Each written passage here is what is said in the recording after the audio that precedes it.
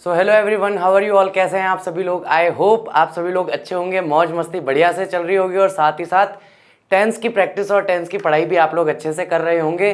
इसी उम्मीद के साथ और इसी एक अच्छी होप के साथ आज का हमारा लेक्चर स्टार्ट करते हैं।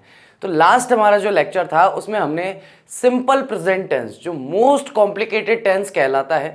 मोस्ट कॉम्प्लिकेटेड टेंस क्यों कहलाता है, उसके दो कारण हैं। पहला, नंबर ऑफ रूल्स काफ़ी ज़्यादा हैं, फर्स्ट रीज़न ये आ जाता है। सेकंड रीज़न ये आ जाता है, एडवर्ब्स भी काफ़ी ठीक ठाक मिल जाते हैं हमें वहाँ पे, और हेल्पिंग वर्ब और मेन वर्ब में भी काफ़ी सारे रूल्स देखने को मिलते हैं, इसलिए उसे कॉम्प्लिकेटेड कहते हैं। बाकी उसमें कॉम्प्लिकेशन जैसा कुछ है नहीं, वो किसी भी तरह से कोई मुश्किल टेंस नहीं है या इस तरह का टेंस नहीं है जिसे आप अच्छे से अटेम्प्ट ना कर पाएँ, सीख ना पाएँ और प्रयोग ना कर पाएँ। यूज़ करने के लिए या एमसीक्यू सॉल्व करने के लिए सबसे बढ़िया और सबसे इजी आप उसे मान सकते हैं कि सबसे इजी तरह का वो टेंस है। ठीक है गाइस, तो आई होप आप लोगों ने उस वीडियो को काफ़ी एंजॉय किया होगा, आप लोगों का काफ़ी प्यार भी मिला। Thank you very much. And आज का हमारा जो लेक्चर होने वाला है वो सिंपल फ्यूचर टेंस पे होने वाला है। सिंपल फ्यूचर टेंस क्या बहुत छोटा सा टेंस है, क्योंकि सिंपल फ्यूचर टेंस में हम लोग ये देखते हैं कि वास्तविकता में कोई काम तो हो ही नहीं रहा। भाई देखो, कल मैंने जो जो किया, अगर मुझे वो बताना है तो उसके लिए मुझे वो सारी चीज़ डिटेल में याद रखनी है और एग्जैक्टली जैसे जो हुआ उसको वैसे ही मैं बताऊंगा।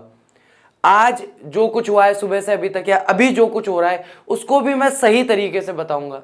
लेकिन अब से आगे क्या होगा, ये क्लास या ये लेक्चर जब खत्म होगा उसके बाद में मैं क्या करूंगा, तो अब इसके आगे जो कुछ होने वाला है उसका बेसिकली मैं क्या करता हूं, केवल एक अंदाजा लगाता हूं कि प्रतिदिन क्या होता है, किसी ने क्या कहा, कौन क्या करने वाला है। किसी ने मुझे कहा सर आपके बाद में, आपके इस लेक्चर के बाद में आपको कहीं पर घूमने के लिए जाना है। हो सकता है मैं यहाँ से लेक्चर लेके निकलूँ, मुझे कोई और काम आ जाए, मैं वहाँ घूमने ना जा पाऊँ। ठीक है, तो इस तरीके से हम देखते हैं कि फ्यूचर टेंस में बनने वाले सेंटेंसेस जो हैं वो ज़्यादातर हमारी उम्मीद होती है, हमारी अपेक्षा होती है, या हम लोग सोचते हैं, समझते हैं कि ये काम इस तरीके से भविष्य में होगा। तो ऐसे सेंटेंसेस को हम लोग फ्यूचर टेंस में रखते हैं। तो आज हम बात करने वाले हैं फ्यूचर टेंस के एडवर्ब्स के बारे में, और उससे पहले हम लोग देखेंगे उसका sentence structure. So without any delay let's start our topic. तो गाइस, हम लोग शुरू से ऐसा ही देखते हुए आ रहे हैं कि सिंपल टेंस के अंदर हम लोग फर्स्ट टेंस से, पास्ट टेंस से हम लोग यही देखते हुए आ रहे हैं कि पहले हम एक्शन से संबंधित या एक्शन से बनने वाले सेंटेंसेस को लिखते हैं, उसके बाद में हम इंट्रोडक्शन या डिस्क्रिप्शन से मिलने वाले सेंटेंसेस को लिखते हैं। तो जहां पर हम भविष्य में किसी कार्य का होना सोचते हैं या किसी कार्य के होने का विचार करते हैं, वहां पर हम लोग सिंपल फ्यूचर टेंस का इस्तेमाल करते हैं। उसमें सबसे पहला, अगर हम सकारात्मक रूप से सोच रहे हैं कि भविष्य में ये काम होगा, मैं कल स्कूल जाऊंगा, शाम को मैं घूमने जाऊंगा, क्रिकेट खेलने जाऊंगा, परसों मैं जयपुर जाऊंगा, अगले हफ्ते मैं दुबई जाऊंगा, तो जो भी मैं सोच रहा हूं ये सारे वाक्य कैसे हैं, सकारात्मक वाक्य हैं जिनमें कार्य का होना दिखाई दे रहा है। तो ऐसे जो सेंटेंसेस हैं वो हमारे अफर्मेटिव सेंटेंस कहलाते हैं। इसका सेंटेंस स्ट्रक्चर कुछ इस तरीके से काम करता है कि सब्जेक्ट हमारा आ गया,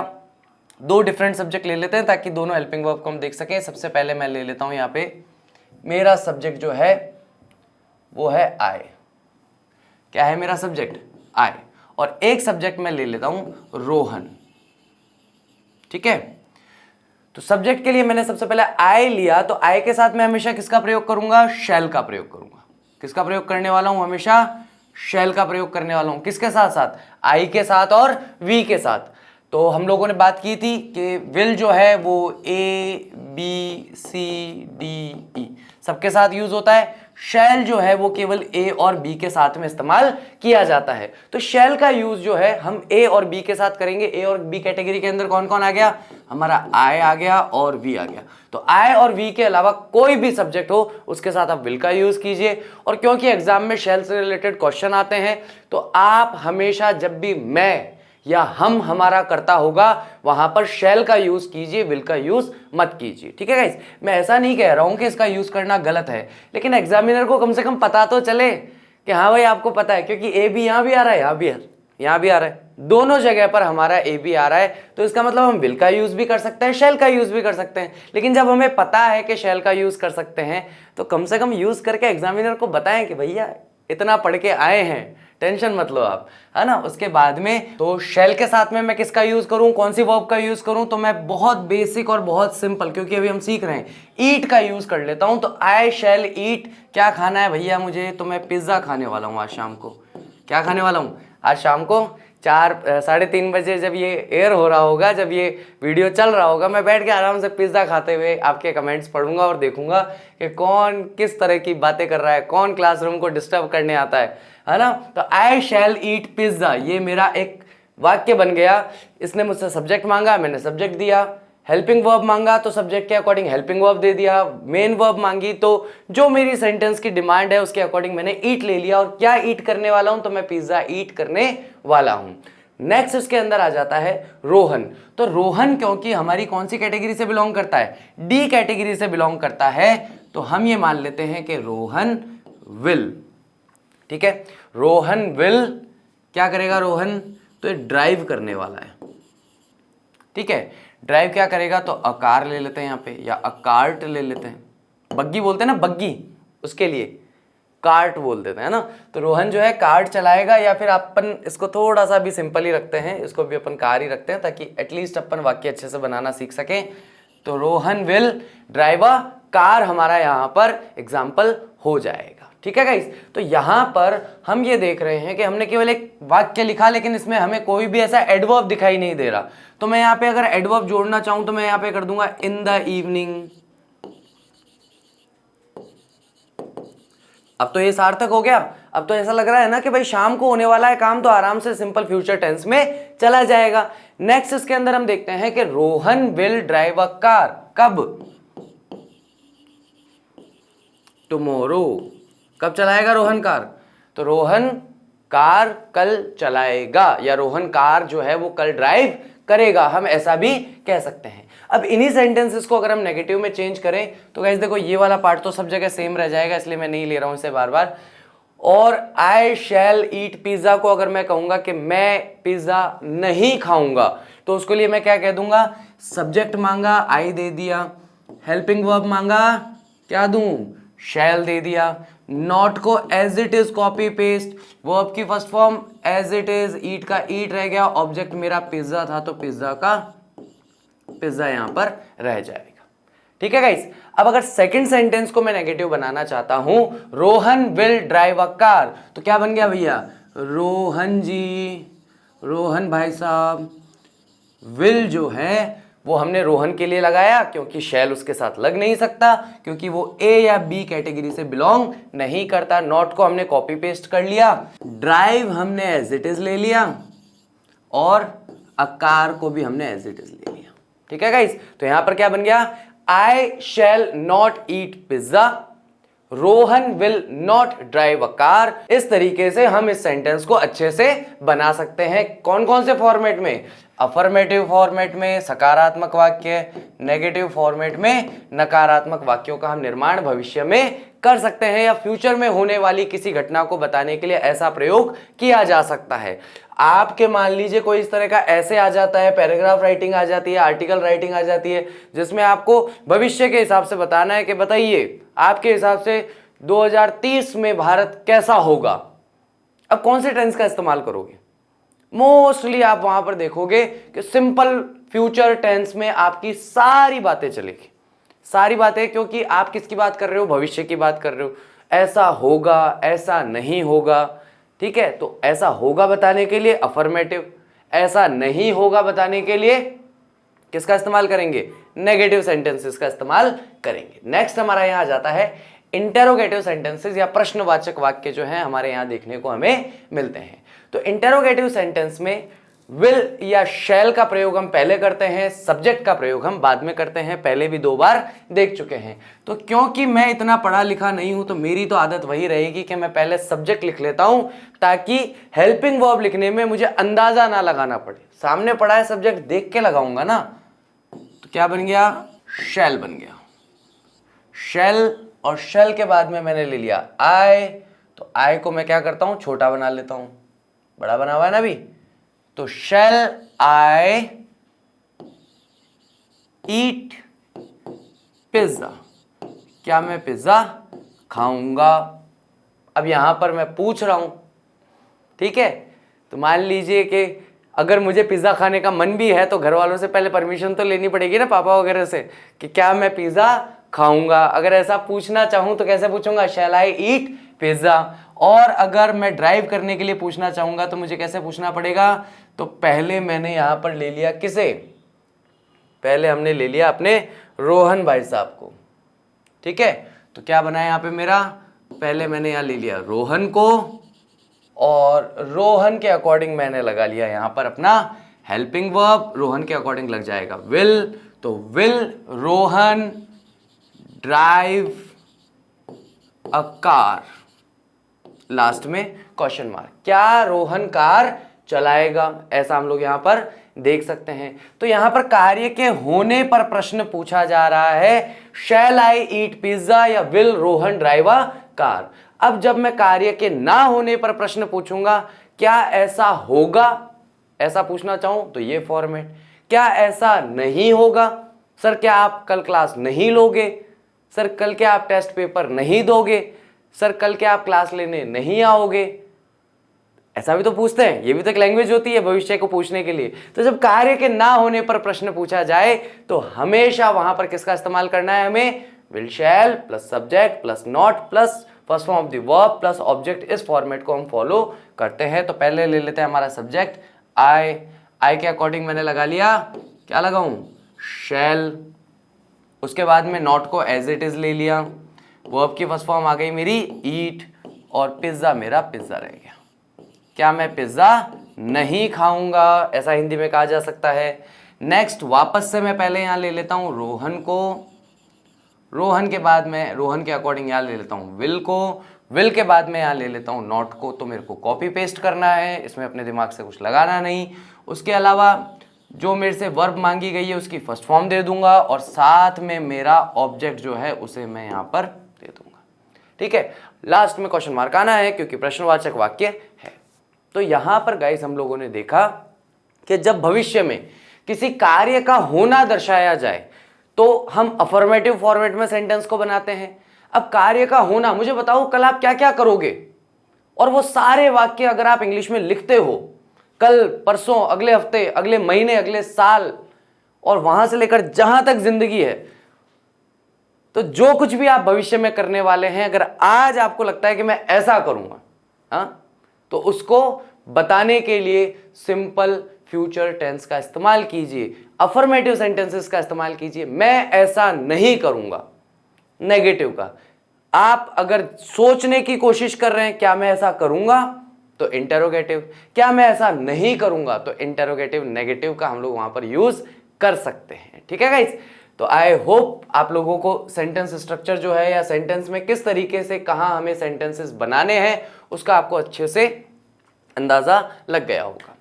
अगला हमारा जो है सिंपल प्रेजेंट टेंस के अंदर हम लोग डिस्क्रिप्शन, वापस वही जो मैं हर स्लाइड पे लिखता हूं, वर्णन, विवरण या फिर परिचय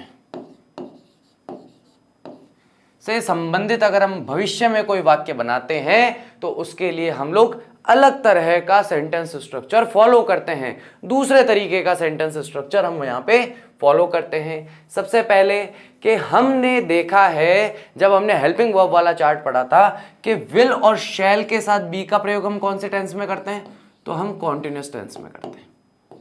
कौन से टेंस में करते हैं, फ्यूचर कॉन्टिन्यूअस टेंस में करते हैं। यानी कि जब भी हम परिचयात्मक वाक्य बनाते हैं, हमने पास्ट टेंस में देखा वॉज वर प्लस कॉम्प्लीमेंट, हमने प्रेजेंट टेंस में देखा is am are plus complement, तो हम फ्यूचर टेंस में क्या देख रहे हैं कि विल और शैल प्लस कॉम्प्लीमेंट नहीं, विल या shall plus be plus complement. क्यों, क्योंकि वॉज वर भी हम कॉन्टिन्यूअस में इस्तेमाल करते हैं, यानी बी फॉर्म में है ना, और इज एम आर भी हम लोग कॉन्टिन्यूअस में इस्तेमाल करते हैं। तो यहां फ्यूचर टेंस में जिस हेल्पिंग वर्ब का इस्तेमाल हम फ्यूचर कॉन्टिन्यूअस टेंस में करने वाले हैं उसकी हेल्पिंग वर्ब हम लोग यहां इस्तेमाल करेंगे, और उसकी हेल्पिंग वर्ब क्या है, विल या शैल के साथ में बी का प्रयोग करना। जैसे I will be a doctor या आई शैल बी अ डॉक्टर, मैं डॉक्टर बनूंगा एक बड़ा होकर के, तो कैसे करूंगा मैं, आई शैल बी अ डॉक्टर। अब आप लोग फटाफट से नीचे कमेंट करो, आप में से कौन कौन क्या क्या बनना चाहता है, फटाफट कमेंट करो क्या बनना चाहते हो। अरे भाई ये तो छठी क्लास का सेंटेंस है, छठी क्लास का क्वेश्चन है, छोटे बच्चों से पूछते नहीं अपन, हाँ बेटा बताओ बड़े होकर क्या बनोगे, तो आप बताओ अपनी एजुकेशन कंप्लीट होने के बाद आप क्या बनना चाहते हो, तो मुझे नीचे कमेंट करके बताना, ठीक है ना। और कुछ भी बनो आप, कोई दिक्कत नहीं है, आप जो लिखना चाहें उसमें लिख सकते हैं, ठीक है, क्योंकि ये आपकी चॉइस है, आपकी लाइफ है कि आप आगे जाकर अपनी लाइफ में क्या करना चाहते हैं। बस वही वाली बात है कि जो करो बस अच्छे से करना। तो फटाफट बताओ मेरे को, कमेंट करोगे तभी आगे पढ़ाऊंगा, वरना नहीं पढ़ाऊंगा। जल्दी से मेरे को कमेंट करके बताओ क्या बनना चाहते हो, एज ए प्रोफेशनल पर्सन आप क्या बनना चाहते हो। लिखा, चलो आगे बढ़ते हैं। ये तो मेरे बारे में बात हुई। अगर मैं किसी और के बारे में कहूं, किसी तीसरे व्यक्ति के बारे में कहूं, मान लीजिए मैं रेखा के बारे में कहता हूं, ठीक है, तो मैं क्या कह दूंगा, रेखा विल बी अ टीचर। तो रेखा क्या बनेगी, एक शिक्षक बनेगी, एक टीचर बनेगी, ठीक है। अगर मैं ये कहता हूं कि मैं ये नहीं बनना चाहता, जैसे कि मैं एक डॉक्टर नहीं बनूंगा, ठीक है, बहुत सारे बच्चे जिनके पेरेंट्स उनको जबरदस्ती करते हैं ना, तेरे को इंजीनियर बनना है तो इंजीनियर बनेगा, नहीं मैं इंजीनियर नहीं बनूंगा। तो आप ये बात अगर इंग्लिश में कहना चाहेंगे कि नहीं मैं इंजीनियर नहीं बनूंगा, या मैं डॉक्टर नहीं बनूंगा, या मैं टीचर नहीं बनूंगा, या मैं गवर्नमेंट सर्वेंट नहीं बनूंगा, मैं तो एंटरप्रेन्योरशिप करना चाहता हूं, मैं तो अपना खुद का बिजनेस स्टार्ट करूंगा, एस्टेब्लिश करूंगा, तो वहां पर उस बात को आप कहेंगे कैसे, कहने का तरीका क्या होगा। तो आप नेगेटिव सेंस में उस बात को कहेंगे तो आप यहां पे कह देंगे आई शैल नॉट, हो गया copy paste, I shall not be a doctor. क्या बन जाएगा यहां, I shall not be a doctor. Shall be not मत कर देना, यहां पर अपने को क्या नहीं करना है, शैल बी नॉट नहीं करना है, क्योंकि नॉट हमेशा सेंटेंस में थर्ड पोजीशन पर आता है। कौन सी पोजीशन पे आता है, थर्ड पोजीशन पे हमेशा नॉट रहता है, इसलिए हमें इसका ध्यान रखना है। नेक्स्ट हो गया, Rekha will not be a teacher. क्या बन गया, Rekha will not be a teacher, यानी कि रेखा जो है वो एक शिक्षिका, टीचर, अध्यापिका नहीं होगी। ऐसा हिंदी में बोलने के लिए हम इंग्लिश में इस तरीके से सेंटेंस बना सकते हैं, ठीक है। क्या मैं डॉक्टर होऊंगा, ऐसा पूछना है अगर मुझे किसी से, मान लीजिए मैं अपने टीचर के पास जाता हूं, उनसे पूछता हूं सर मैं पढ़ाई तो बहुत कर रहा हूं, सब कुछ ठीक चल रहा है, क्या मैं एक डॉक्टर बन जाऊंगा, क्या मैं एक डॉक्टर बनूंगा। तो वो पूछने के लिए मुझे क्या करना पड़ेगा, इस सेंटेंस स्ट्रक्चर को फॉलो करना पड़ेगा। क्या बनेगा, आई पहले लूंगा, उसके बाद में ले लूंगा shall be a doctor, last में क्वेश्चन मार्क।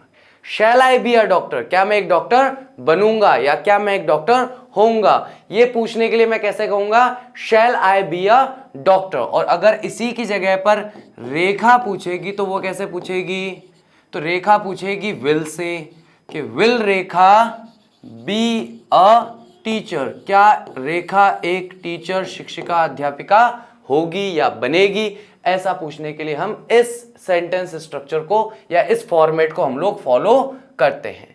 नेक्स्ट हमारा आता है इंटरोगेटिव नेगेटिव, कि क्या मैं ऐसा नहीं बनूंगा या क्या मैं ऐसा नहीं होऊंगा, वो पूछने के लिए मुझे क्या कहना है। तो फिर इसके लिए सेंटेंस हम कैसे बनाएंगे, will shall plus subject plus not plus be plus complement, इस फॉर्मेट को हम लोग फॉलो करेंगे। तो पहले मैं अपना सब्जेक्ट ले लेता हूं, सब्जेक्ट है आई के बाद मैं यहां पे ले लेता हूं शैल, शैल के बाद क्या चाहिए, नॉट, एज इट इज उतार दिया, बी एज इट इज उतार दिया, और अ डॉक्टर यहां पर मेरा कॉम्प्लीमेंट हो जाएगा, ठीक है। और अगर इसी को मैं रेखा के बारे में कहूंगा तो पहले रेखा लिख लेता हूं ताकि कंफ्यूजन ना हो। रेखा के बाद में मैंने ले लिया विल, विल के बाद में मैंने ले लिया नॉट, कॉपी पेस्ट, बी मेरा कॉपी पेस्ट, और अ टीचर जो है वो मेरा कॉम्प्लीमेंट है, लास्ट में question mark question mark question mark, ठीक है।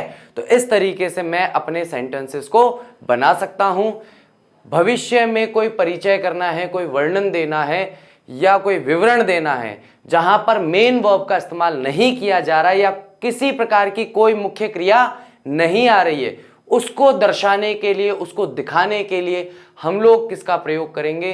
तो सिंपल प्रेजेंट टेंस के हमारे जो इंट्रोडक्टरी या फिर डिस्क्रिप्शन वाले जो हमारे सेंटेंस स्ट्रक्चर्स हैं उनको यूज करते हुए हम आगे का सेंटेंस बना सकते हैं बहुत ही आसानी से। ठीक है गाइस, तो आई होप ये दोनों टॉपिक आपको समझ में आए होंगे कि एक्शन अगर हमें एक्सप्रेस करना है तो कैसे एक्सप्रेस करेंगे, और अगर उसी की जगह इंट्रोडक्शन एक्सप्रेस करना है तो कैसे एक्सप्रेस उसे करेंगे या कैसे उसे दर्शाएंगे। नेक्स्ट हमारा यहाँ आ जाता है एडवर्ब्स ऑफ फ्यूचर टेंस। तो फ्यूचर टेंस के एडवर्ब गाइस बहुत सारे हो सकते हैं लेकिन मिलते बहुत कम है हो बहुत सारे सकते हैं लेकिन मिलते बहुत कम है, क्योंकि जितना समय बीत गया वो तो लिमिटेड है ना, और जितना समय आने वाला है वो तो लिमिटलेस है।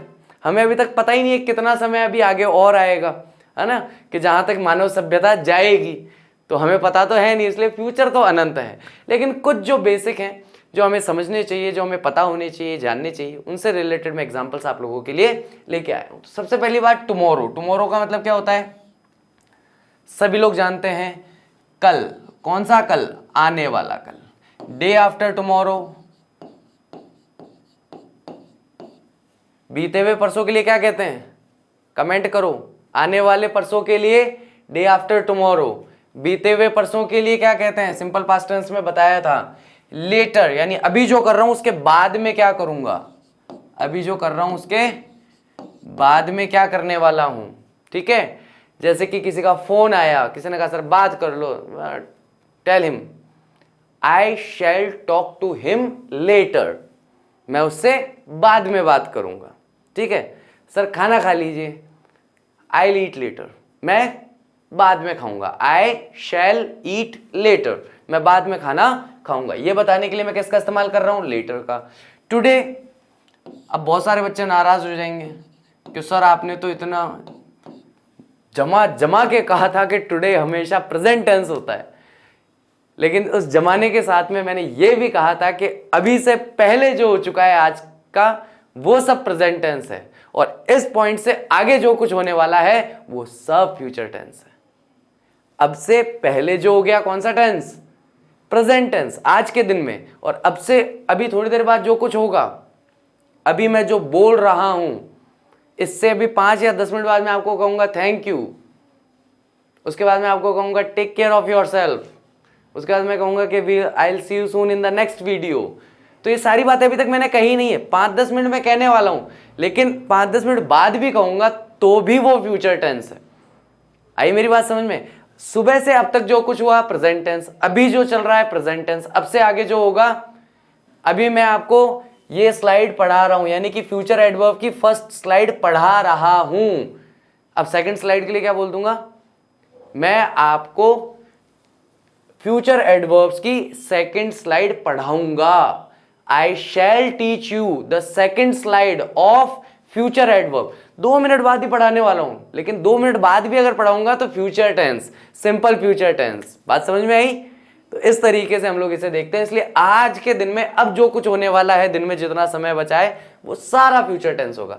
टुनाइट, आज रात जो भी होने वाला है, मूवी देखने वाले हैं, सोने वाले हैं, फ्रेंड्स नाइट आउट करने वाले हैं, ठीक है, तो वो सारी की सारी चीजें टुनाइट के आपके जो भी प्लान है, कोई पढ़ाई करने वाला भी होगा एक आध विद्यार्थी, तो उन सब के लिए आज की रात के प्लान आप कैसे बता सकते हैं? आप सिंपल फ्यूचर टेंस में उन प्लान्स को बता सकते हैं।